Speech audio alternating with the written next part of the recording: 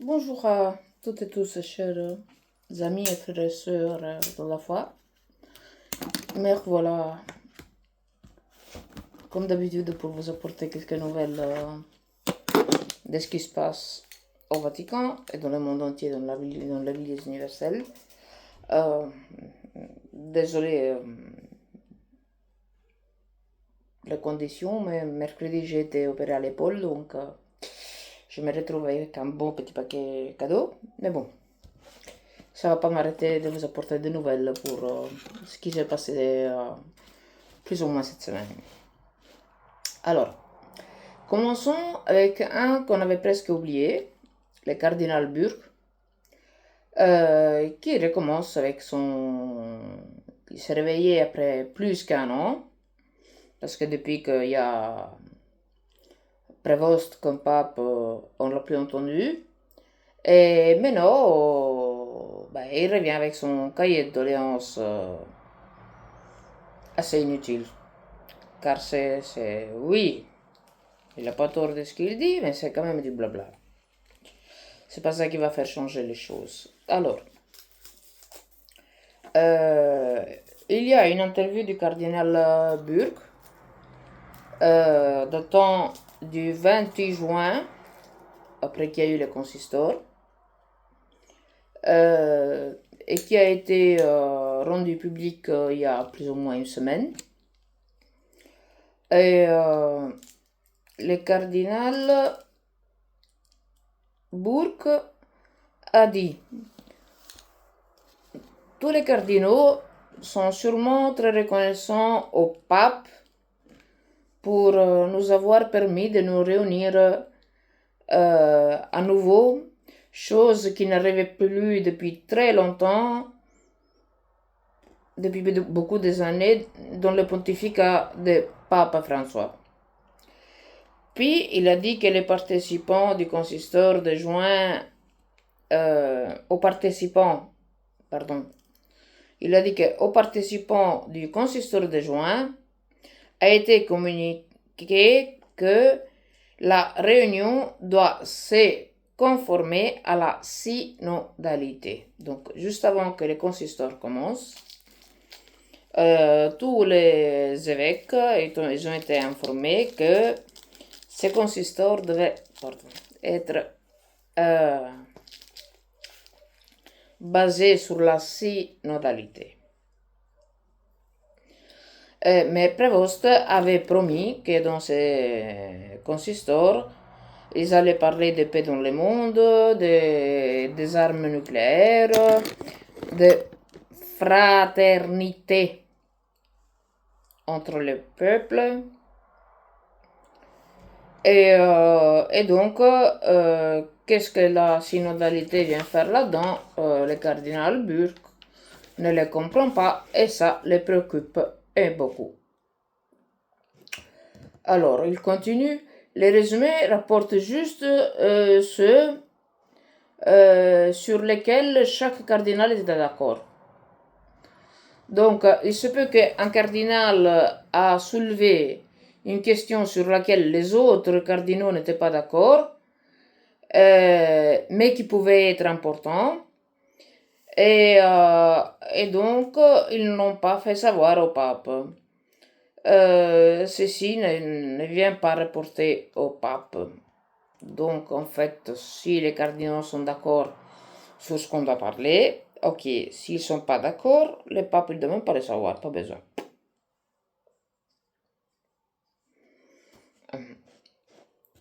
Euh, la session finale est revenue au format classique avec des interventions libres à la présence du pape. Pour moi, celle-ci a été la session plus productive du consistoire, a observé Burke. Il a décrit les processus très contrôlés avec des présidents et secrétaires de chaque petit groupe, apparemment sélectionnés auparavant plutôt que choisis par les groupes mêmes. Parce que je vous rappelle que maintenant le consistoire, c'est pas le pape d'un côté et tous les cardinaux autour, c'est des tables rondes. Voilà. à la manière de Bergoglio. Au centre de l'objection du cardinal Bulck est le manque de fondement théologique de la synodalité, c'est-à-dire la question synodaliste n'a aucun fondement théologique. Et il dit, il n'existe pas une définition de synodalité, il n'y a pas une histoire à elle dans l'Église. Et il met en garde d'un danger en disant, là il a tout à fait raison, dommage que c'est juste des paroles en l'air et qu'il ne fait rien pour. Une chose est que l'Église s'adresse au monde, autre chose est que l'Église se conforme au monde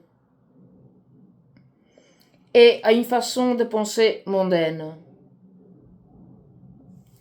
Et il y a les discours, et il y a tous ces discours sur les changements de paradigme. Et ça les préoccupe énormément. C'est quoi la question du changement du paradigme? En fait, c'est que avec les groupes d'études neufs qui vont commencer les travaux à octobre, les péchés de sodomie ne sera plus péché. Ils vont tout faire pour dédouaner les péchés de sodomie, qu'ils ne soient plus péchés dans l'Église à eux, soi-disant catholiques. Voilà. De toute façon, excusez-moi, hein, ça c'est une petite parenthèse que moi je fais. Ils ont déjà changé certaines paroles des Sacrées Écritures. Maintenant, on a bien sûr Oléric et encore des autres qui veulent enlever encore des autres, carrément des chapitres, pas juste changer quelques mots. Enlever carrément des chapitres, ainsi on ne pourra plus dire que pour l'Église catholique, soi-disant catholique qui est à Rome, la sodomie est un péché. Voilà.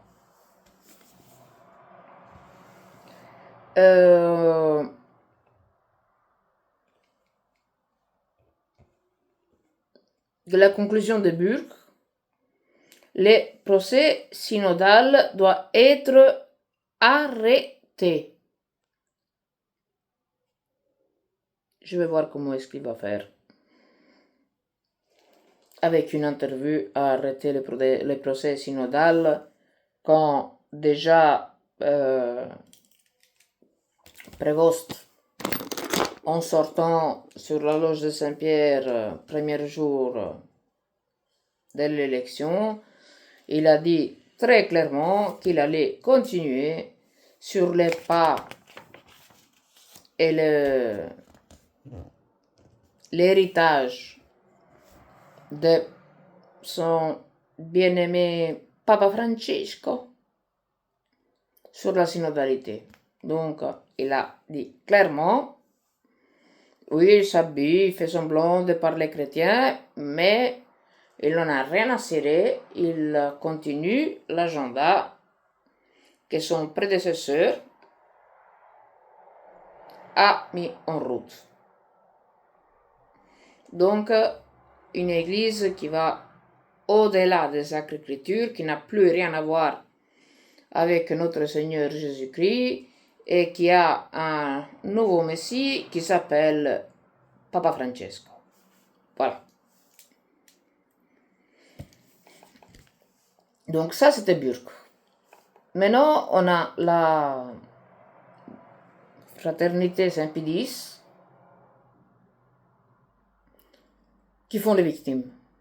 Après la consacration épiscopale et la lettre de Fernandez ils ont fait tout le nécessaire, comme je vous ai expliqué, pour que la sanction que le Vatican lui a donnée soit annulée. Et pour le moment, donc, elle est congelée car il y a eu ce recours.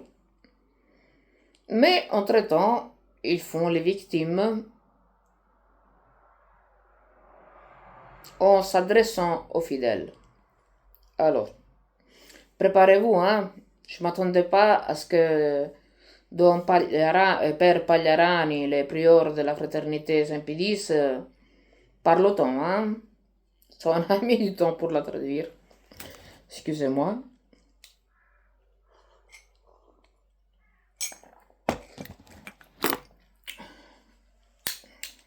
Voilà.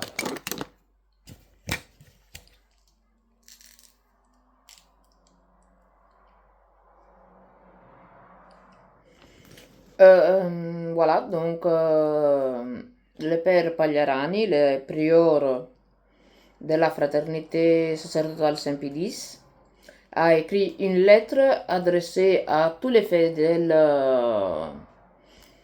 de la fraternité, aux Lefévriens, le 19 juillet. Et alors, il dit, très chers fidèles, à peu de jours de la cérémonie du 1er juillet, je désire vous adresser ces quelques mots. Avant tout, je désire vous remercier. Depuis plusieurs années, j'ai prié la Très Sainte Vierge afin qu'elle prépare les cœurs à cet événement historique. Donc, dans sa tête, déjà, elle priait la Sainte Vierge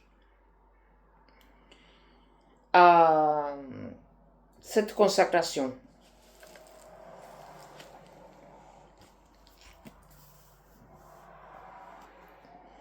Je vous confie que j'ai été profondément ému en voyant comme vous tous,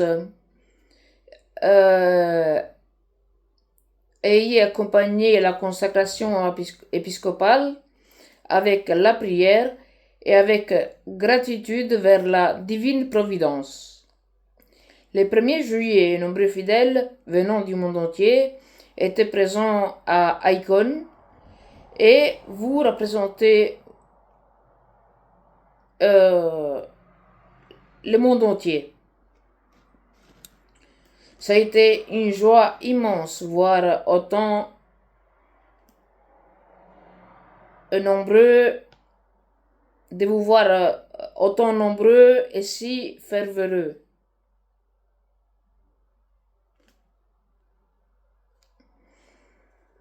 Comme sûrement vous savez, pendant la cérémonie a éclaté une tempête. À la radiance de sa présence, les nuages se dispersent. Le Seigneur parla du ciel et le Très-Haut fit entendre sa voix. Psaume 17. En ce moment, ma joie a été redoublée. D'un côté, j'étais un témoin privilégié de cette liturgie. D'un côté, j'étais un témoin privilégié d'une liturgie d'exceptionnelle beauté. De l'autre côté, j'avais devant les yeux une autre beauté aussi émouvante, celle d'une foule immense de fidèles restés à leur place pendant toute la tempête, en train de prier la Madone pour les nouveaux évêques, pour l'Église et pour les papes. Je vous rappelle que les consacrations n'ont pas eu l'autorisation du pape. Mais eux, ils continuent à rester. Ils continuent Pagliarani. Dans la foule, il y avait des femmes âgées à genoux et des jeunes mamans qui tenaient dans les bras leurs enfants. C'était la plus belle image qu'on puisse offrir de la fraternité. Fidèles, animés par une foi solide que rien ne peut perturber, des âmes pour lesquelles le saint sacrement de la messe est vraiment le centre de la vie. Vous ne pouvez pas imaginer ce que j'ai éprouvé. jusqu'au dernier jour,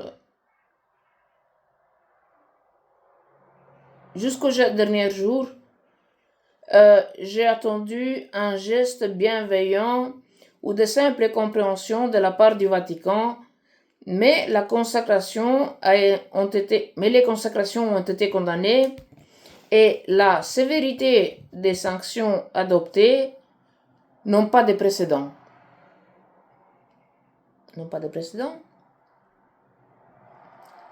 Dominotella excommunié 2 fois dans le même document, est réduit à l'état laical. Ça n'a pas de précédent dans l'Église catholique. 2 excommunications par un faux pape en un coup. Des schismes et des sanctions solides, il y en a eu dans l'Église en 2000 ans. Mais bon, continuons. Elle touche avant tout les évêques, mais aussi les membres de la fraternité. Même les fidèles sont touchés. Cette condamne profondément injuste représente une humiliation immense pour des personnes qui ont comme seul but de défendre la vraie foi et le salut des âmes. Je veux quand même que cette profonde humiliation qui touche avant tout les membres de la fraternité a une signification aux yeux de Dieu qui ne doit pas vous échapper. Toutes ces consacrations ont été faites pour chacun de vous, chers fidèles.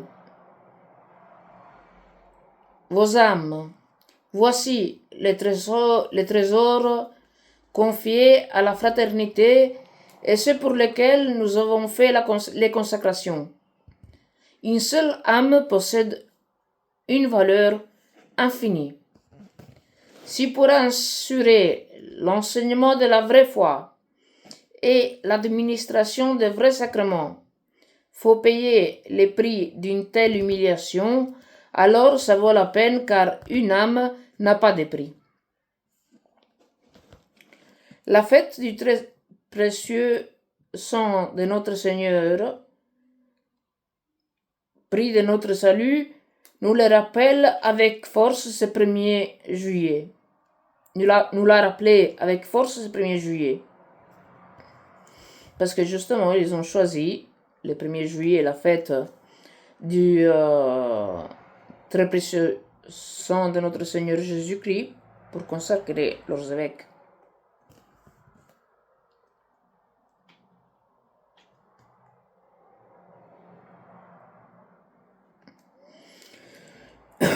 Pardon.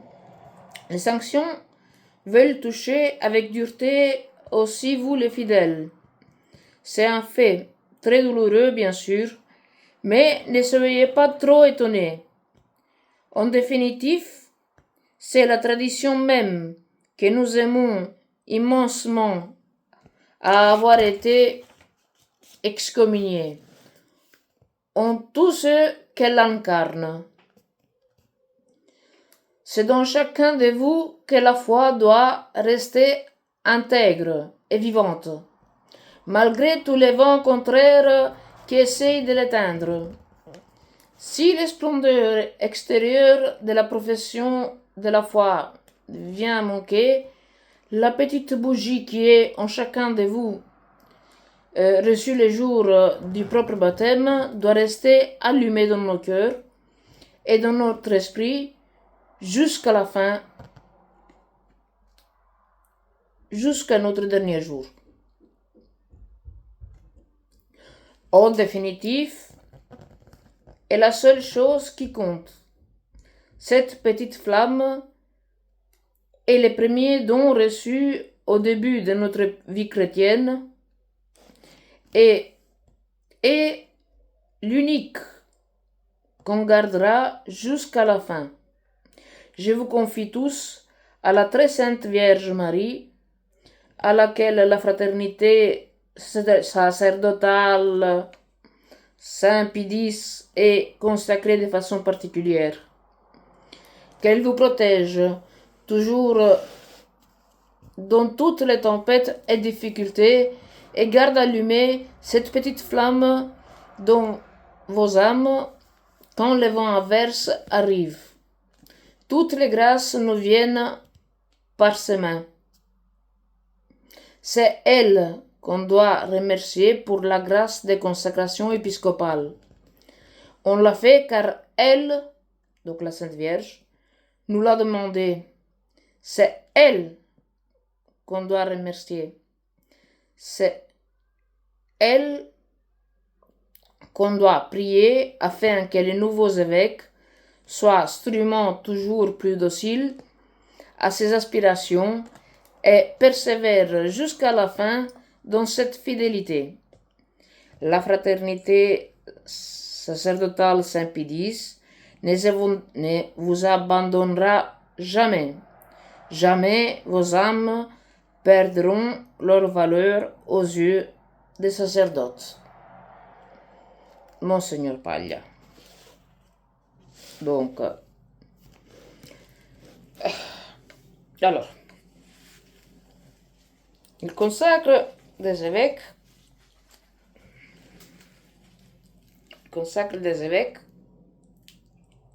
sans la permission du pape. Et les droits canoniques, même si les droits canoniques fonctionnent quand tout va bien dans l'église, et là, il n'y a rien qui va, mais plus rien, dit que si les évêques ne sont pas autorisés par le pape, l'excommunication est directe.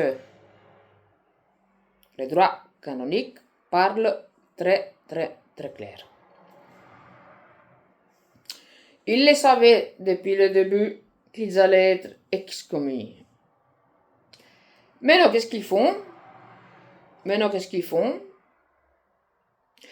Ils continuent toujours à dire messe en union avec Prévost, avec Pape Léon XIV.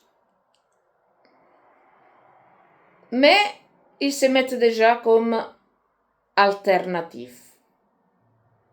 En disant, oui, on a été excommuniés, mais jamais on vous abandonnera. Restez avec nous, même si on a été... Puis c'est la tradition même qui a été excommuniée. Mais de quoi il parle? Que déjà, les premiers faux papes avec qui il était en communion, Papa Francesco, Pape François, a annulé les documents de Pape Benoît XVI qui donnait le permis de pouvoir célébrer la messe Vetus Sordo à tous les prêtres sans besoin de faire une bureaucratie que je ne vous dis pas. Que si vous vouliez célébrer la messe le 15 août, il fallait le demander le 15 mars avant d'avoir la permission. Si on vous la donnait. Pape Benoît XVI, justement, a ouvert au rite ancien, en l'appelant même rite extraordinaire de l'Église catholique, le Vetus Sordo, à tous les prêtres sans devoir demander la permission. Bergoglio a censuré ça avec un document qui a écrasé les documents du pape prédécesseur, disons comme ça, pour qui veut encore croire que Bergoglio était pape, en bloquant complètement la messe traditionnelle, en la laissant juste au lefévrien, comme ça au moins il lui cassait pas les pieds, et à très peu de réalité. Et maintenant, en sachant qu'ils allaient être excommuniés, voilà, ils sortent comme l'alternative. Même si on est excommunié, on ne vous abandonne jamais. Alors, première chose, Première chose. La lettre que Prévost leur a envoyée, même si c'est un faux pape et un faux prophète parce qu'il est en train de prophétiser un évangile qui n'a rien de l'évangile de notre Seigneur Jésus-Christ, a dit une vérité absolue. Le sacrement n'est pas valide. Il n'y a pas question de légitime, pas légitime. Valide. S'il n'est pas en union avec les papes valides. Les papes validement élus. Les vrais papes, les vicaires du Christ. Ça, on le retrouve aussi dans les encycliques de... Pardon.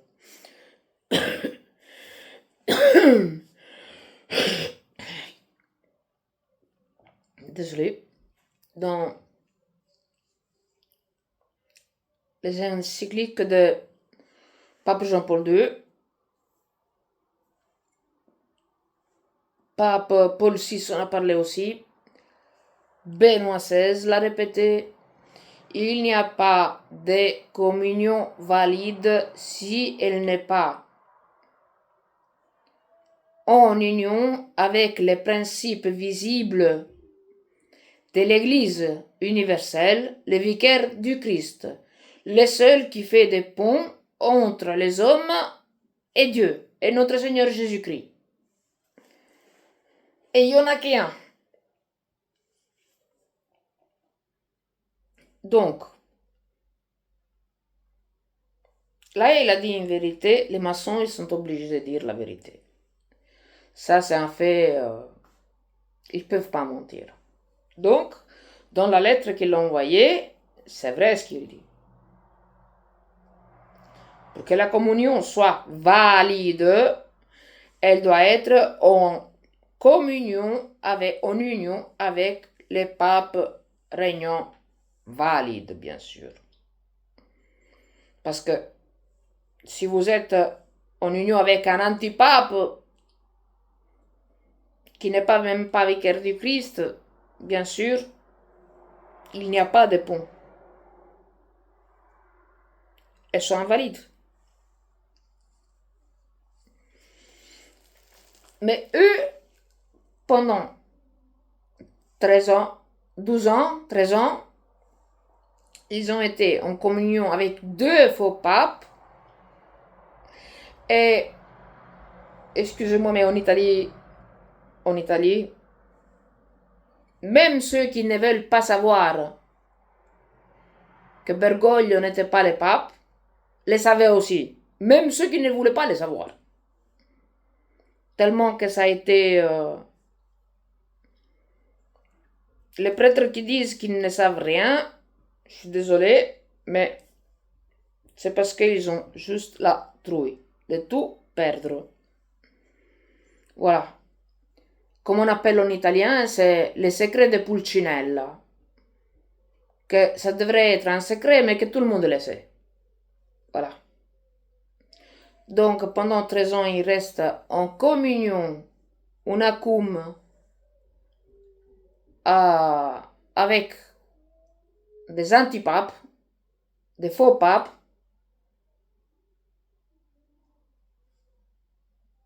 des papes invalides. Et maintenant, voilà la lettre. Ah, on attendait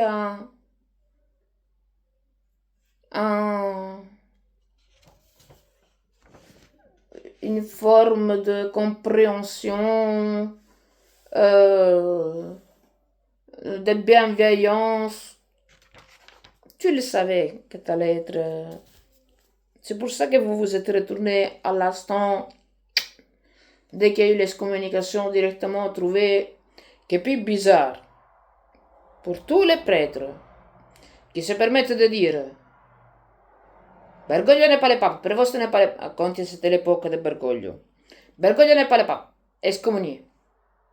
Excommunié, mais avec tout parfait, hein, à la lettre.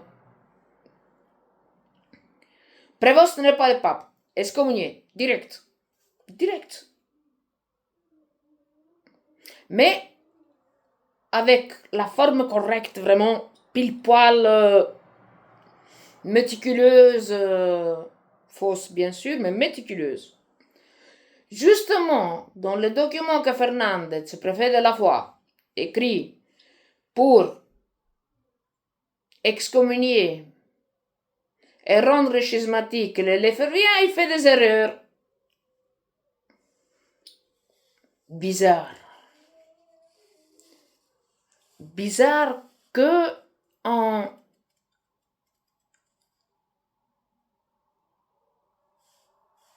depuis 2018, 2000, oui, depuis 2018. Enfin, depuis que Fernandez il est là et qu'il fait ses excommunications à tous les prêtres qui osaient dire un mot contre Bergoglio avant et contre Prévost maintenant, il était parfait dans ses excommunications. Il suffit de voir toutes les excommunications qu'ils ont reçues les prêtres du sodalisme sacerdotal marial, du petit reste catholique dont je fais partie, guidé par Dominotella. Impeccable, hein? Impeccable. Juste dans celle de l'Éléphérien, de la fraternité, il y a eu des erreurs qui font qu'on peut faire recours patati et patata. Des escamotages et contre-escamotages. Mais entre-temps,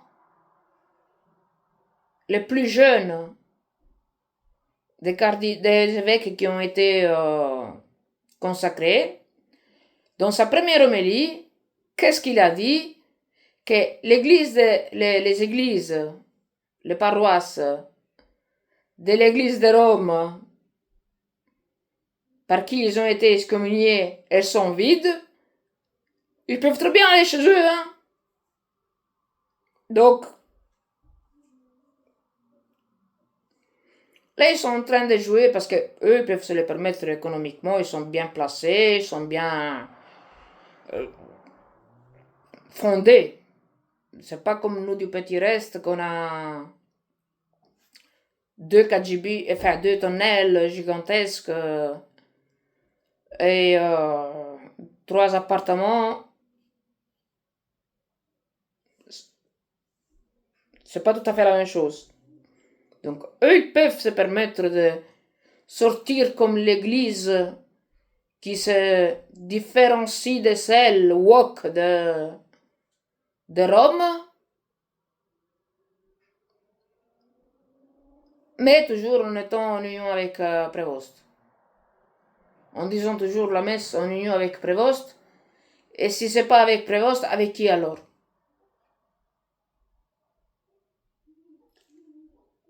Avec qui? On se devait contester aussi alors. Mais bon. Voilà, donc ça c'était la fraternité sacerdotale Saint-Pédis. Maintenant par contre, il y a une chose qui est très très très très courte par rapport à tous les blabla que vous avez entendu jusqu'à maintenant, mais très très très sérieuse et dure. Je ne sais pas comment le Vatican va digérer ça et quelles conséquences va y avoir pour ce que je vais vous expliquer.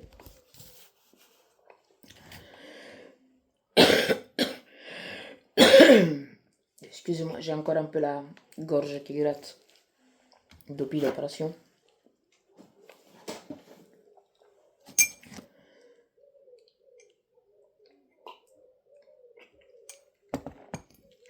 Voilà, donc, passons de l'Europe à la Chine.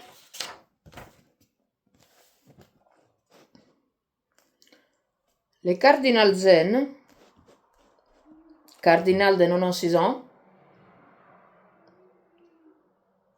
a accusé ouvertement Prévost de traître. Il lui a dit, Prévost, Léon XIV, tu es un traître. Alors, voyons les événements. Pour le moment, tout se concentre, je ne sais pas ce qui se passe pour le moment, mais tout se concentre sur les cardinaux. Alors, les lefévriens qui ont consacré les cardinaux le 1er juillet, le 25 juillet, les enfants de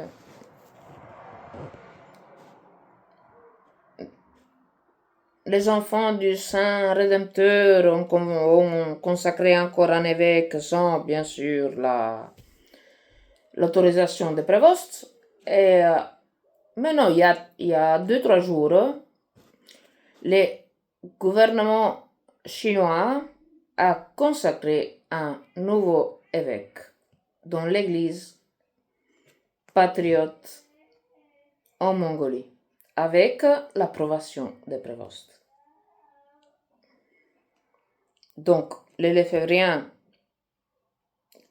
qui justement voulaient garder la succession apostolique, parce que c'est important qu'il y ait quand même dans l'église la succession apostolique, c'est une chose quand même fondamentale, ça devrait être. Ça ne l'est plus avec les autres, mais bon. Alors, les fraternités sacerdotales Saint-Pédis, excommuniés, évêques consacrants, évêques consacrés, fidèles, prêtres, tous. Et il y a 3 jours, l'église patriote de Chine a consacré un nouveau évêque avec l'approbation de Prévost.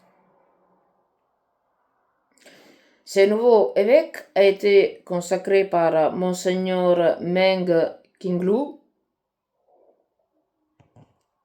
Je ne sais pas si je l'ai bien prononcé. Vice-président de l'Église patriotique chinoise. Donc, c'est comme un vice-pape. Un vice-pape.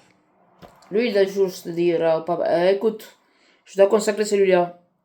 Ah ok, ça va, d'accord, c'est bon.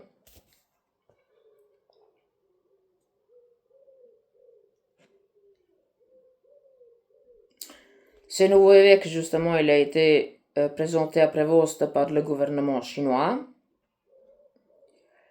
Et depuis celui-ci, et depuis qu'il y a le pacte entre Chine et Vatican, est le 6e évêque à être consacré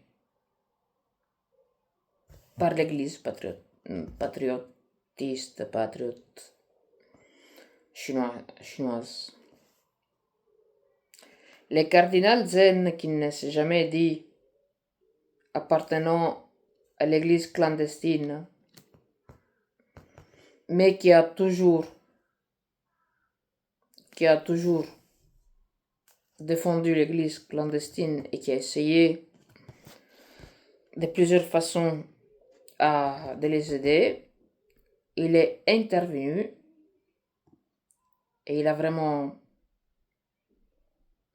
attaqué Prévost et le secrétaire d'État du Vatican Parolin avec des mots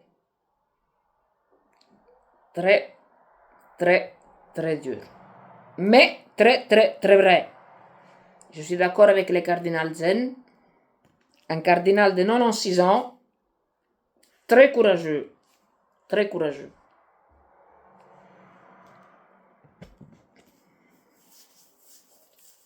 Alors, le cardinal Zen a dit que à Rome, ils sont en train de donner les troupeaux d'agneaux à dévorer aux loups en Chine.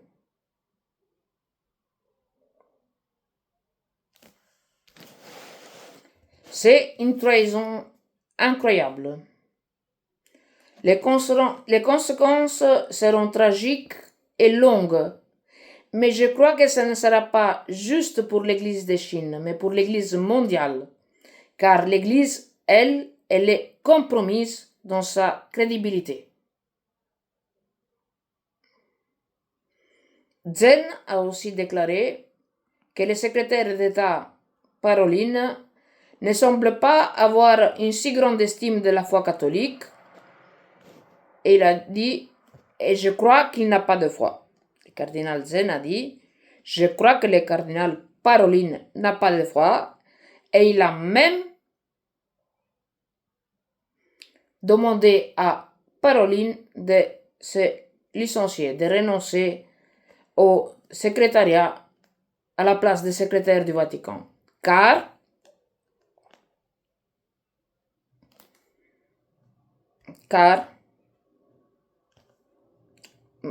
les paroles de Monseigneur Zen, du cardinal Zen, pardon, excusez-moi.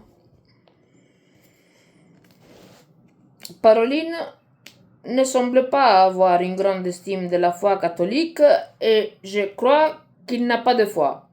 C'est tout simplement un bon diplomate, mais dans un sens très laïque et mondain. Donc de politique, pas de foi. Il serait mieux qu'il quitte sa place.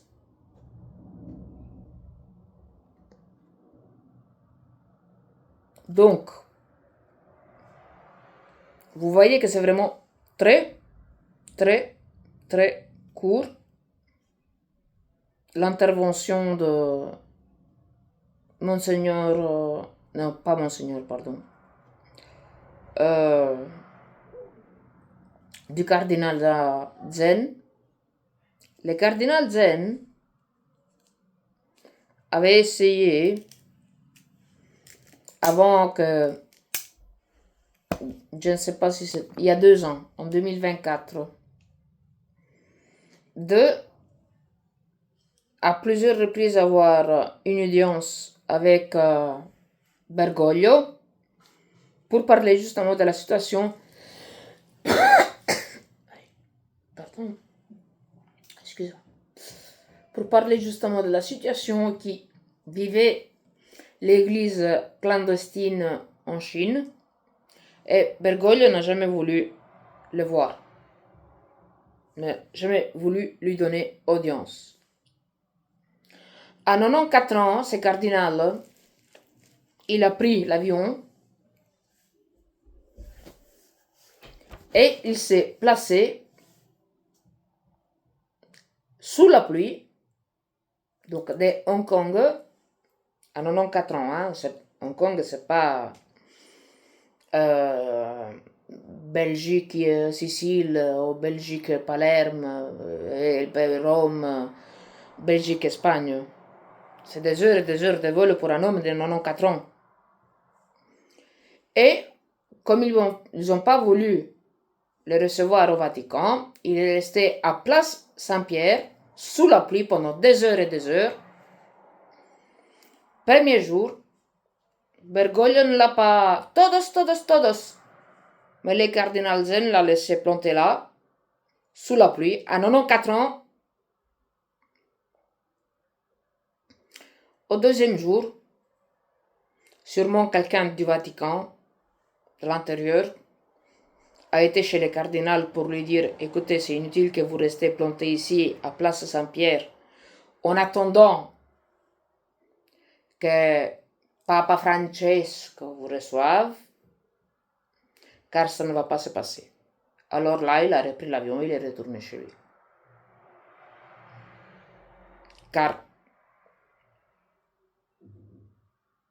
c'est comme il dit le cardinal Zen, avec la dictature qu'il y a en Chine. C'est vraiment donner les agneaux de notre Seigneur, donc nous, les fidèles, à dévorer au loup. Et il n'a pas tort en disant que ce qui est en train d'arriver en Chine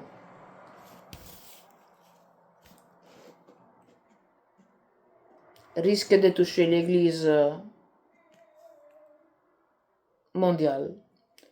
Car, je suis désolé, mais quand à la guide il y a un chef,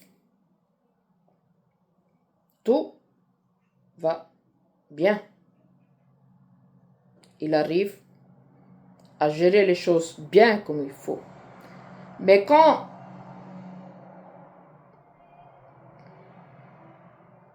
celle qui devait être une guide est un mercenaire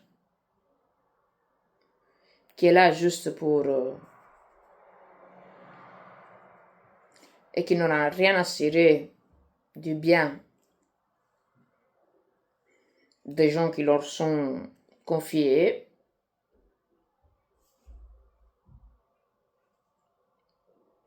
il n'en a rien à cirer. Et tout part en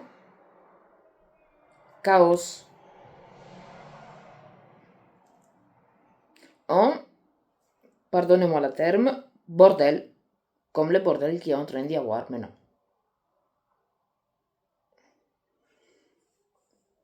Tout le monde se dit en union avec Prévost. Tout le monde fait ce qu'il veut. Tout le monde demande à Prévost d'être pardonné. Tout le monde, pourquoi? La thune, les matériels, il n'y a personne qui...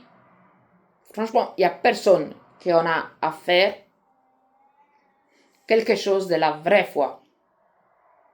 Parce que même la fraternité, elle est contaminée avec un faux pape pendant 13 ans.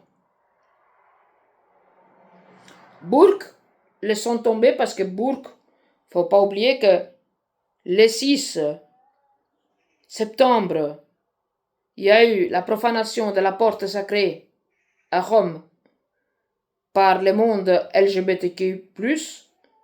Et le lendemain, comme si de rien n'était, comme si s'était rien passé, il a célébré au Vatican une messe Vetus Sordo, sans dire un mot de la profanation qu'il y a eu les jours avant. Donc là-dedans, c'est tous des hypocrites et des faux. Bip. Je vais m'auto-censurer aujourd'hui. C'est des faux bip. Voilà. Moi, je suis bien contente de faire partie du petit reste catholique, qui est la seule réalité, qui ne veut rien avoir avec Rome. Car à Rome, c'est maintenant la maçonnerie qui commande. Il n'y a plus rien de sacré. Il n'y a plus de pierre. Il n'y a plus de dogme. C'est une autre église. L'église de notre Seigneur Jésus-Christ l'ont transformée dans une autre église. Et nous, on ne veut rien savoir. Nous, on est dans la situation la plus nette et propre. On ne veut pas se faire de nouvelles églises. On ne veut pas.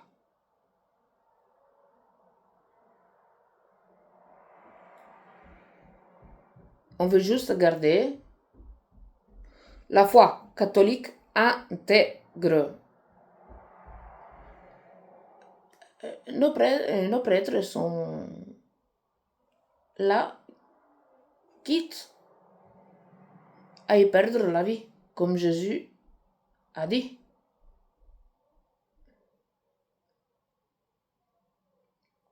Si moi j'ai été persécuté, vous aussi, vous le serez. Et c'est bizarre que la réalité dont je fais partie, donc le petit reste catholique guidé par Dominutella, est la seule et unique réalité, à part les chrétiens qui se font massacrer, dont personne parle, dans le monde entier, à part l'église chinoise euh, clandestine, qui font tout pour rester fidèles à notre Seigneur Jésus-Christ et ne pas se plier au diktat de l'État. Nous, les deux réalités-là, donc tous les chrétiens qui sont tués en Afrique, tous les chrétiens qui sont tués du côté asiatique, il faut même pas en parler. Il faut même pas en parler. De l'église catholique clandestine chinoise, faut pas en parler. Mais comme nous, on est les seuls petits restes, pas qui existent, les seuls petits restes résistants qui se mobilisent, parce que les autres, ils sont tous cachés. Hein. J'ai beaucoup de gens qui disent oui, mais il n'y a pas que vous, il y a des autres. Oui, je sais, mais les autres, ils n'écrivent pas la vérité. Ils n'essayent pas de réveiller les gens. Ils ont juste leur petit cercle de fidèles et c'est tout. Nous, on est des militants. Nous, on crie la vérité. Nous, on dévoile tous les magagnes et toutes les saloperies qu'ils font là-dedans. Le petit reste de Don Minutella est le seul petit reste militant dans le monde entier. Et c'est la seule réalité chrétienne qui est persécutée de tous les côtés. Les gens qui disent qu'on est une secte, les médias qui nous font passer par des sectaires, des extrémistes,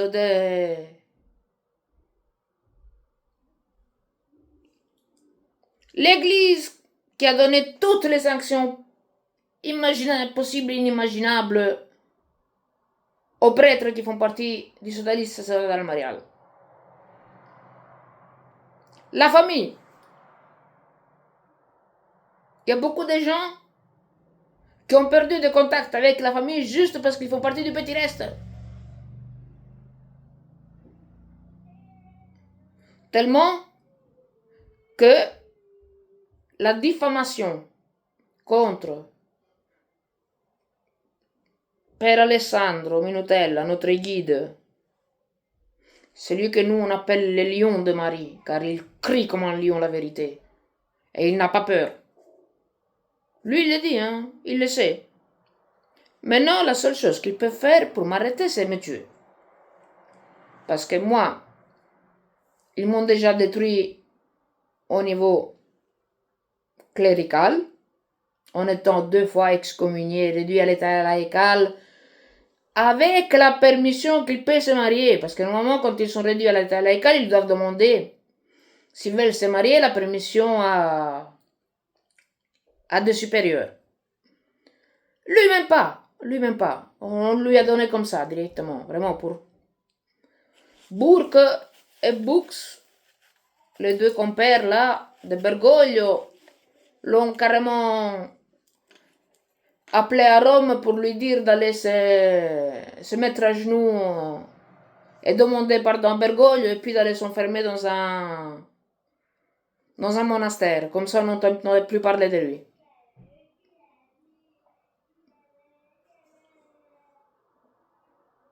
Les journaux, laissez tomber, hein. laissez tomber.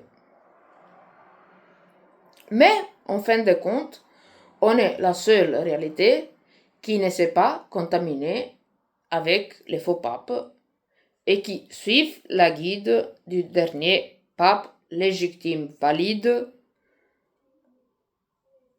pape Benoît XVI, paix à son âme, qu'il intercède pour nous. Donc voilà. Et une nouvelle dans le petit reste, c'est que le 22 août, chez nous, dans notre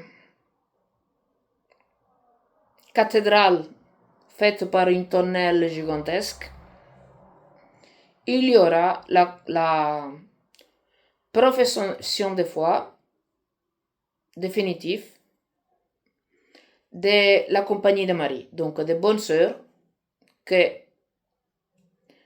ont d'abord été reconnues par l'Église pendant que Don Minutel a été encore, qui n'était pas encore excommunié, donc, mais quand Don Minutel a été excommunié, à ces femmes-là, on leur a retiré les voiles. Maintenant, il n'y a pas de pape, on a un guide, il y aura la profession solennelle, ils vont donner les vœux, les bonnes sœurs de la Compagnie de Marie, le 22 août, avec une splendide célébration que je vais poster aussi sur ma chaîne pour ceux qui ont envie de participer en live. Et on est très content, on est vraiment très content.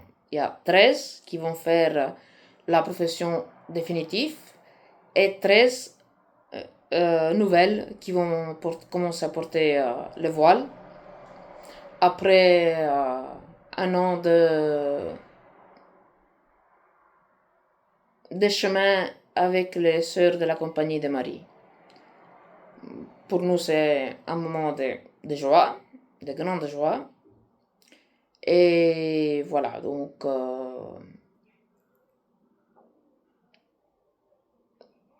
à très bientôt pour des autres nouvelles. Je pense déjà lundi, il y aura des nouvelles vu la réaction du cardinal Zen qui n'a pas pesé ses mots et qui a craché en plein figure à Prévost et à Paroline ce qu'il méritait d'entendre. Et voilà, donc nous, on a reconnu en Don Alessandro Minutel la guide du petit reste, je vous le répète. C'est lui qui, malgré tous les procès pénals qu'on lui a fait, il est à son 7e procès pénal, juste pour essayer de le diffamer et de détruire moralement. Les autres 6, il est sorti propre, car tout était infondé. Celui-ci, ça va être la même chose. Les ennemis peuvent continuer tant qu'ils veulent à essayer de le faire passer pour je ne sais pas quoi. Les petits restes, parce que tout le monde en Italie surtout dit enfin on est à la fin du petit reste de Don Minutella.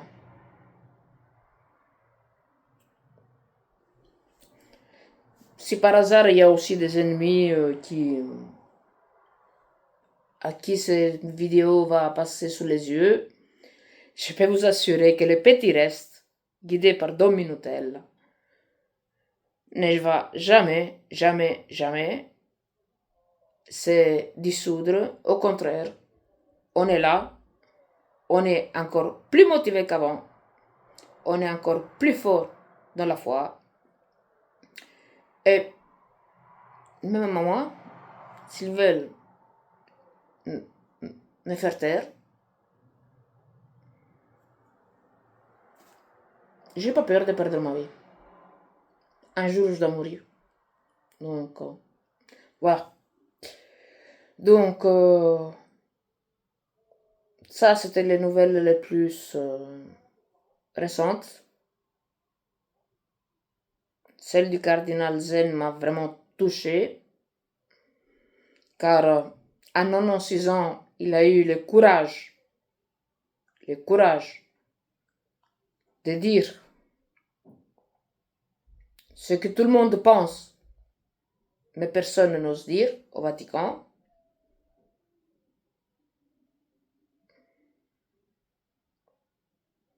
Et il n'a même pas peur d'être arrêté par la... Moi, j'ai beaucoup d'admiration pour le cardinal Zen. Et je prie pour lui, car il a eu énormément de courage, chose que les autres, c'est tous des lèche-bottes de... Avant de Ciccio, de Papa François, et maintenant de Prévost. Donc, la solution, communauté, la fraternité Saint-Pédis, qui est en union avec un faux pape, Vigano, qui ne reconnaît aucun pape, mais reconnaît bizarrement Prévost pour se faire enlever une excommunication.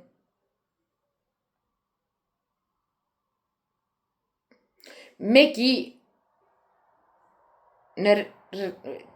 s'est arrêté à Jean 23e, où il y a encore des autres, c'est des vacantistes maintenant qui sont encore partis plus loin. Ils reconnaissent même plus les papes Pie XII. Et imaginez-vous.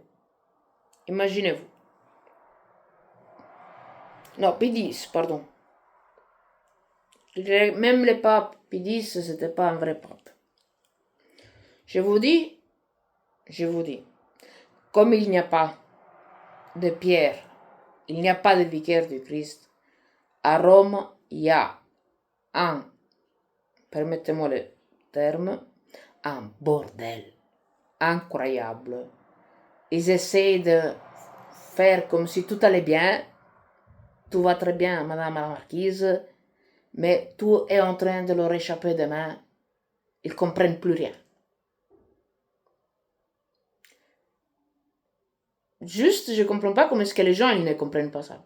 Oh, vabbè. Voilà, chers frères et sœurs et chers amis, je vous ai apporté les dernières nouvelles. Je vous souhaite un très bon week-end. Je vous porte toujours dans mon cœur et dans mes prières. Et je vous souhaite une très très bonne soirée dans le Sacré-Cœur de notre Seigneur Jésus-Christ, notre seul et unique Sauveur et Rédempteur, dans les cœurs immaculés de la très sainte Vierge Marie, notre Maman Céleste, et dans les très chastes cœurs de notre très cher Saint Joseph, patron et patriarche de l'Église universelle de notre Seigneur Jésus-Christ. Une bonne et sainte soirée, un bon week-end, et saluez Jésus-Christ et en avant avec Marie. À très bientôt!